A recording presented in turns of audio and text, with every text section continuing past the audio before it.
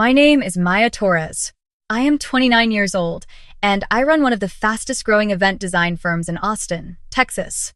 3 years ago, my sister stood in my parents' living room, looked me in the eye, and told everyone that every client I had ever landed, every design I had ever built, every dollar I had ever earned was because of her. My parents believed her. And, just like that, I stopped existing to my own family. Last Thursday, she walked into my office without an appointment, sat down across from my desk, and told me she wanted half my company. I smiled. And what I did next was something none of them saw coming. But before I tell you what happened, let me take you back to where this all started. 3 years ago, I was not running my own firm. I was working out of a small shared studio space near South Congress, doing freelance event design work, mostly corporate galas, private weddings, the occasional brand launch. I was building something slowly, carefully. Every client relationship I had, I earned through late nights, revised proposals, and the kind of attention to detail that makes people refer you to their friends without being asked. My sister, Rachel, was 2 years older than me and had always been the one our parents pointed to when they talked about success. She had the degree from a good school. She had the corporate job. She gave the right answers at the right family dinners. When she told our parents she wanted to leave her marketing job and start her own event planning company, they immediately began treating her like she was already famous. The problem was that Rachel had never planned a single event in her life. She came to me in the spring of that year. She said she just needed a little help getting started. She wanted to understand how I approached clients, how I built proposals, what my pricing structure looked like. She said it was just to get her bearings. She said she would never compete with me because we had completely different styles. I believed her because she was my sister. Over the next several months, I answered every question she had. I walked her through my client intake process. I showed her the vendor relationships I had spent 2 years cultivating. I introduced her to 2 photographers and a florist I trusted completely. I even helped her build her first portfolio deck, spending 3 weekends designing it with her sitting next to me, mostly scrolling through her phone. At the time, I told myself it was what sisters did. The first sign that something was wrong came on a Tuesday evening in October. I was meeting with a potential client, a woman named Sandra, who ran a boutique hotel downtown and wanted someone to redesign their annual gala experience. It was the kind of contract that could open serious doors for me.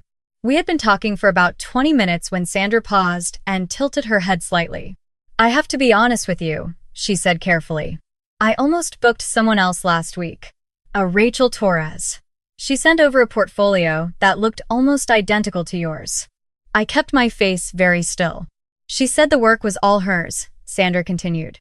"But something felt off, so I looked you up independently and found your original posts. The timestamps were much earlier." She slid her phone across the table. "Is she related to you?" I looked at the screen. It was Rachel's new website. And there, in her featured portfolio section, were 4 projects I had designed. My layouts, my color palettes, my vendor credits, with her name typed over mine. I did not say much to Sandra that night. I thanked her, finished the meeting professionally, and landed the contract. Then I drove to my parents' house. When I got there, Rachel was already in the living room. I do not know if someone had called her, or if it was just bad timing. Either way, she was sitting on the couch with a glass of wine, perfectly calm, when I walked in. I told them what Sandra had shown me. I pulled up both websites side by side on my laptop and set it on the coffee table. I pointed to the dates. I explained the timestamps. I was calm. I was clear. I had evidence. My father looked at the screen for a long moment, then looked at Rachel. Rachel sighed, like I had just accused her of something mildly annoying. "Maya," she said, "we collaborated on those projects. You know that." "I designed every single one of them," I said. "You were not involved." "You're being dramatic," she said. "We talked about all of those concepts together. Talking about something is not the same as designing it." My mother set down her cup. "Rachel has always had a strong creative eye," she said slowly. It was not a defense exactly. It was worse than that. It was a dismissal. My father rubbed his forehead. "You're both talented," he said, like he was settling a disagreement about whose turn it was to do dishes. Maybe you should think about working together officially instead of fighting over credit. I stared at him. Rachel crossed her legs and looked almost sympathetic. I think you're feeling threatened, she said, because my business is starting to get traction. But that's not my fault, Maya. I've worked hard too. Something cracked open inside me that night, not loudly, just quietly, like a door easing off its hinges. I looked at my parents. My father was staring at the ceiling. My mother had picked her cup back up. Neither of them was going to say anything else. Neither of them was going to look at the timestamps again. If that's what you both believe, I said, then I think we're done here. I packed the laptop, walked to the front door, and left. I waited 2 weeks for someone to call, then a month. Then 3 months. Nothing came. Not a text, not a voicemail. Not an email from my mother asking if I was eating enough, which used to come every other Sunday without fail. I was 30 miles away and completely invisible to them. So I built. I took the pain of that year and I used it the way you use a strong wind not to fight against, but to move faster. I registered my business formally. I trademarked my firm name. I documented everything. Every design concept got dated, filed, and stored. I started over with my portfolio, this time making sure every original piece had a digital paper trail. I worked with new vendors, made new referrals, and within 18 months, the firm had grown past anything I had managed before. By the time I was 28, I had a real team. A proper office near downtown. A client list that included 3 Fortune 500 companies and a nonprofit gala that had been featured in a national design publication. My sister's company, as far as I could tell, had mostly stalled after the first year. I did not think about any of this often. I had learned to keep the part of me that missed my family in a separate room, one I only visited when I was very tired and the city was quiet. I had good friends. I had work I loved. I had an office full of people who showed up because they believed in what we were building. That was enough. Until last Thursday. It was mid-afternoon. I was sitting at my desk reviewing a proposal for a tech company's product launch event when my assistant, Priya, knocked twice and stepped in. She looked uncertain, which was unusual for Priya. She handled difficult clients, last-minute vendor emergencies, and triple-booked calendar disasters without so much as adjusting her expression. Maya, she said, there are 2 people in the lobby asking for you. They don't have an appointment. She paused. They say they're your family. I set the proposal down very slowly. Which family members? I asked. Priya looked at her notepad. A woman who says she's your sister, and a man who says he's your father. The office around me suddenly felt like it was on a slight delay, like the sound and the image weren't quite synced. I had not spoken to either of them in 3 years. I had not heard my father's voice since the night I walked out of my parents' house. Which conference room is open? I asked. The small one. Room B. Put them in there, I said. I'll be there in 10 minutes. I used those 10 minutes. I went to the restroom, looked at myself in the mirror for a moment, and reminded myself of something a mentor told me early in my career. The most powerful person in any room is the one who is least surprised by what happens. Then I walked to room B. My father was standing by the window when I came in, looking out at the street below. Rachel was seated at the table, dressed well, her hair done carefully, a leather folder in front of her. She looked like she was here for a pitch meeting. My father turned when he heard me come in. He looked older than I remembered. For one unguarded second, something moved across his face, relief, maybe, or something close to it. Then, it settled back into the composed expression I knew better. Maya, he said. The place looks good. Thank you, I said. I did not move to hug him. I pulled out the chair at the head of the table and sat down. What can I do for you? Rachel opened her leather folder. We're not here to drag up the past, she said, which was an interesting way to open a conversation with someone you had not spoken to in 3 years. Then why are you here? I asked. My father sat down across from me. Your sister's company has been going through a difficult period, he said. The market has been hard. Some contracts fell through. I'm sorry to hear that, I said. We think there's an opportunity, Rachel said. She pulled a document from the folder and slid it across the table. A formal partnership between your firm and mine. Combined resources, shared client base, unified branding. I looked at the document without touching it. You want to merge our companies. Not exactly a merger, she said. More of a joint venture. You retain operational control. I come in as a full equity partner. How much equity? I asked, even though I had already read the number on the top page. 50%, Rachel said. The room was quiet for a moment. So you want to walk in here after 3 years, I said evenly, and receive half of what I built. Maya. My father's voice carried the familiar warning tone, the one that meant I was about to say something he would classify as unreasonable. Think about this practically. Your sister brings experience, contacts, and a client roster that would complement yours. This is a business conversation, not a personal one. When someone asks for 50% of something I built alone, I said, it becomes personal. Rachel leaned forward slightly. You didn't build this alone, she said. The foundation of this firm started with the work we did together. You know that. There it was. The same line. 3 years later, sitting in my conference room, wearing nicer clothes, but the same line. I looked at her carefully. We didn't do any work together, Rachel. That's not how I remember it, she said. My father pressed his palm flat on the table. Sign the agreement, he said. His voice had changed slightly. This is the right thing to do for the family. Signing over half my company is the right thing to do? I said. Your sister is struggling, he said. You have more than enough. You can afford to share. Rachel closed her folder. And if you don't, she said, her voice dropping just slightly. I still have the original files. The work from 3 years ago. My attorney believes there's a credible argument that I contributed substantially to the early intellectual property that your current brand is built on. She met my eyes. It would be a shame to have that play out publicly right before your Meridian contract renewal. The Meridian account was my largest. A nationwide event series, renewed annually. I had spent 4 months earning that relationship. My father watched me. My sister waited. I looked at the document on the table. Then I looked at both of them. And then I did the thing they did not expect. I smiled.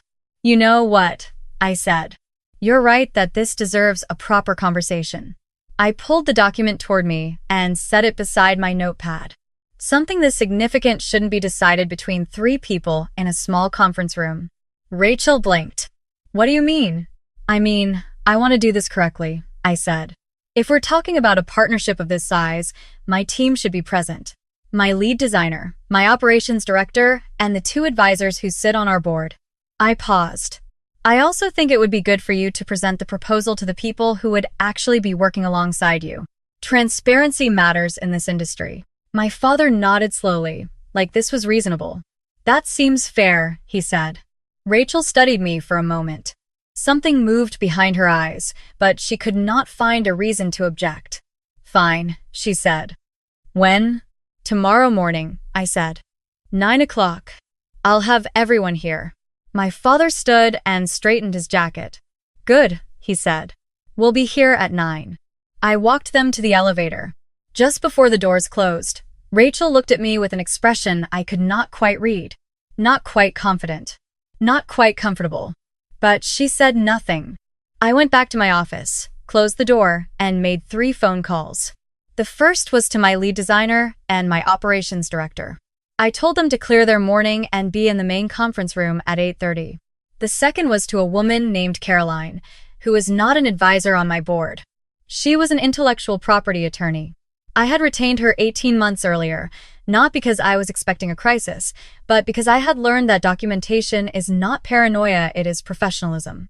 I told Caroline what Rachel had said about the original files and the intellectual property claim. There was a short silence on her end, and then she said, I'll be there at 8:15. The third call was to David Park, a forensic accountant I had used twice before when auditing vendor contracts. I told him I needed a financial background check run on Rachel's company registration records, any investor complaints, outstanding liens, anything that was part of the public record. He said he would have a summary to me by 7 the next morning. I slept well that night, which surprised me a little. But when I thought about it, it made sense. For 3 years, I had been afraid of the version of this story where Rachel showed up with a lawyer and a claim I was not prepared for. The fear of a thing, is almost always worse than the thing itself. Now it was here, and I was ready. There was something almost restful about that. David's summary came in at 6:47 the next morning. I read it over coffee at my kitchen table. Rachel's company had been registered in the state 3 years ago, shortly after I had left my family's house. It had never exceeded 4 employees. There were 2 filings from vendors for unpaid invoices, both settled. 1 complaint from a former client, resolved through mediation, and 1 significant item, a civil judgment from 8 months ago in which a former business partner had sued Rachel for misrepresenting ownership of co-created design materials and been awarded partial damages. She had done it to someone else too. I forwarded the summary to Caroline, got dressed, and drove to the office. By 8:50, the main conference room was full. My lead designer, Jess, was on one side of the table with our operations director, Tom. Caroline sat quietly at the far end with a slim folder in front of her. 2 of our senior account managers were there as well. I had also invited the Meridian account contact, a woman named Patricia, who happened to be in town and who I had called the evening before. I told her only that there was a meeting she might want to attend, that it concerned the nature of our firm's creative ownership, and that her presence would be appreciated. Patricia had been in business long enough to understand what that kind of sentence meant. She arrived at 8:45 with her own assistant. Rachel and my father arrived at 9:02. Rachel walked in and stopped for just a fraction of a second when she saw how many people were in the room. My father scanned the faces, recognized no one, and chose a seat near the middle. Rachel sat beside him, set her leather folder on the table, and arranged her expression into something professional. "Good morning," I said from the head of the table. "Thank you all for being here. I want to make sure this conversation happens with full transparency because a proposal of this nature affects everyone in this room." I looked at Rachel. "Please go ahead." Rachel had clearly prepared for a smaller audience, but she recovered quickly. I'll give her that. She opened her folder, straightened her posture, and walked the room through her proposal. She spoke about combined market positioning, shared creative vision, the strength of a unified brand. She was polished. She talked about the early days of both our careers as if they had been collaborative by design. She used the word "we" 11 times in 6 minutes. I counted. When she finished, the room was quiet for a moment. Tom, my operations director, spoke first. "Can you walk us through your firm's current active contracts?" he asked. Rachel smiled. "We're in a transitional phase right now, so our active roster is smaller than usual, but how many active contracts?" Tom asked again, not unkindly. Rachel glanced at my father. "2, she said. Tom nodded and wrote something down. Then Caroline spoke for the first time. "I have a question about the intellectual property claim you mentioned yesterday," she said, addressing Rachel directly. "Specifically, your statement that you have original files establishing co-contribution to the creative materials foundational to this firm." Rachel's expression shifted slightly. "I didn't know there would be a legal representative present," she said. "This is a business meeting involving a 50% equity transfer," Caroline said pleasantly. "It would be unusual not to have one." My father leaned toward Rachel and said something quietly. She nodded once. "I have files from the early period," Rachel said carefully. "Design concepts, communication records." Caroline opened her folder. "I'd like to show the room something," she said. She passed a set of printed pages around the table. "These are the copyright registration records for Maya's foundational design portfolio. 12 original works, all registered prior to the launch of this firm.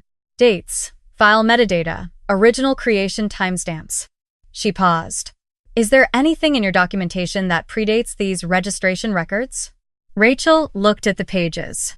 "Because if there isn't," Caroline continued, "then any claim of co-ownership would face a fairly significant evidentiary challenge." The room was very still.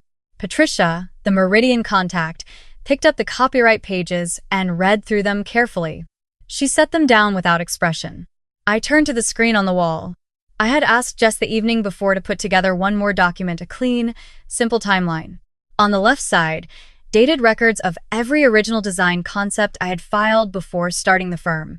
In the middle column, the corresponding projects that concept appeared in. On the right side, the client revenue those projects had generated. This is the creative history of this company, I said quietly. Every project has a documented origin. Every piece of work has a timestamp and a file record. I looked at Rachel. If you have documentation showing you contributed to any of these, I said, I would genuinely like to see it. Not as a threat, as a fact-finding exercise. I paused. Because if you do, we should resolve that properly. And if you don't, then we need to talk about what this proposal actually is. Rachel did not say anything. My father started to speak. Maya, I think. Dad, I said, and something in my voice must have been different than it had ever been before, because he stopped. I love you, and I have missed you for 3 years. But I am not going to sign over half of what I built because it would be convenient. I looked at him steadily. You raised me to work hard. You raised me to be honest. I have done both of those things. I need you to see that. My father looked at the table. Rachel closed her leather folder. Caroline slid one more document toward the center of the table. This is a summary of a civil judgment filed against Rachel Torres Design Group 8 months ago, she said, her voice still even and professional, in which a former partner alleged misrepresentation of creative ownership. The judgment was partially awarded to the plaintiff. She looked around the room. I want to be clear that this is public record. I'm not presenting it to cause harm. I'm presenting it because this room is considering a 50% equity transfer, and full transparency is the standard I hold my clients to. Patricia picked up that document too. Rachel stood up. This isn't what I came here for, she said. No, I said. What you came here for was to pressure me into signing something, using a legal threat you knew I would be afraid of. I kept my voice calm. I did not feel angry, strangely. I felt clear. The way the air feels the morning after a heavy storm. You knew the Meridian name would scare me. You counted on me not having documentation. You counted on me still being the version of myself that wanted so badly to keep the peace with this family that I would rather give something away than fight for it. I looked at her across the table. I'm not that person anymore, I said. I haven't been for a while. Rachel looked at me for a long moment. Then she looked at my father, who was still studying the surface of the table. Then she picked up her folder, pushed her chair in with a quiet, controlled movement, and walked out of the conference room. My father did not move immediately. He sat with his hands folded on the table, and I let the silence stay because I had learned that filling silence too quickly is something people do when they are afraid of what the silence might say. I didn't know about the judgment, he said finally. I know, I said. She told us the lawsuit was frivolous, that the other person was just trying to take advantage of her. She may have believed that, I said. Or she may not have. I can't tell you which. My father looked up at me then. He looked tired in a way that had nothing to do with the hour of the morning. I should have looked more carefully, he said.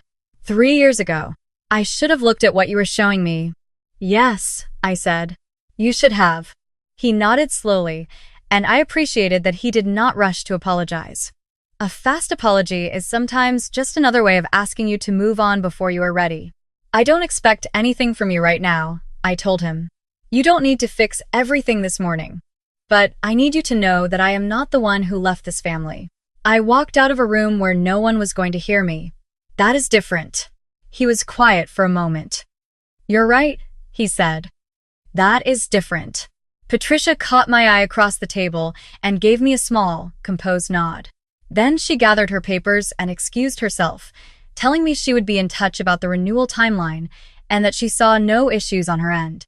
After everyone had filtered out, Jess stayed behind to help me gather the documents. When it was just the two of us, she looked at me with an expression somewhere between admiration and concern. Are you okay? She asked. Yes, I said. And I meant it, which still surprised me a little. That evening, I drove home along the long route that takes me past the river. The city was doing what it does at the end of a warm Austin day, spreading out, stretching, exhaling. I stopped at a light and watched a woman pushing a stroller on the bridge and a man jogging past in the opposite direction, both of them in their own worlds, unbothered. 3 years ago, I had thought the hardest part of leaving was going to be the loneliness. And it was hard. There were nights when I reached for my phone to call my mother about something small and ordinary and then remembered and the remembering was its own specific kind of grief. There were holidays I spent at other people's tables, grateful but always slightly off-center, like a chair that has one leg just slightly shorter than the rest. But something else had happened in those 3 years that I hadn't fully accounted for until that morning in the conference room. I had learned who I was without the version of myself that my family had decided I was. I had built something real, with documented proof of every single piece of it, and when the moment came to stand in a room full of people and say this is mine and I can show you why, I was ready. Not because I had been preparing for a confrontation, but because I had simply been living honestly. Rachel did not contact me after she left the building. My father sent me a short text that evening. It said, "I'm sorry I wasn't fair to you. I'd like to talk when you're ready." No timeline. No pressure. Just that. I read it twice, then set my phone down and made dinner. I didn't know yet what I wanted to do with that apology, or with whatever conversation might come after it. Forgiveness is not a door you open or close in a single moment. It is more like a window you return to over time, letting in a little more air each time, or not, depending on the weather and how you feel and whether the room still needs it. What I knew was this: I had built something.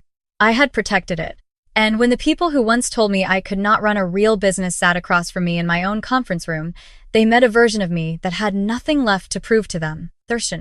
That was not something anyone could take 50% of.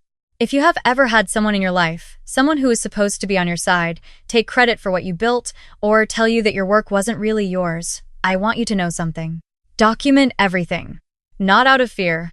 Not because you are expecting betrayal, but because the paper trail of your own honest effort is one of the most powerful things you can hold. The timestamps do not lie. The file records do not forget.